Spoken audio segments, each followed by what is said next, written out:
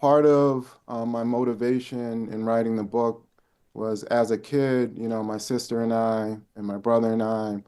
we'd always look in the history books and try to find remnants of my dad, remnants of my mom, and you'd always get a snapshot, but I could never really hear his voice, and I could never get a sense of how he saw what he was confronting and the challenges that he faced from his perspective. And so when I found some of these interviews of him,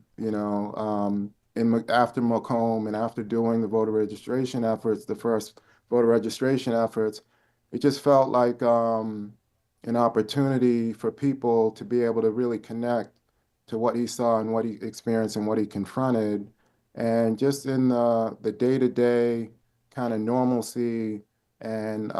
persistence that he exhibited. And so one of the things that he talked about was that, they all had to confront their fear and they had to figure out,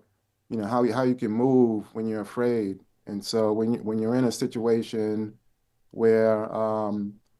folks are willing to get violent, and folks are willing to, attack you, he had to figure out how he could confront that. And so that was something that really stood out. I think the other thing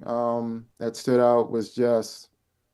it felt like there were more losses than wins, it was really a struggle and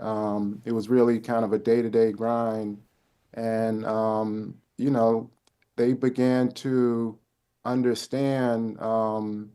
what they could do and ways in which they can have an impact as they were doing the work. And so he would always talk about this idea, that they're on a boat in the middle of the ocean, and they're trying to fix the boat while they're out there floating in the middle of the ocean. And so, I think there are a lot of lessons that can be learned and taken from his experience and the experience of all the folks from SNCC that went down and risked their lives to challenge the conditions in this country.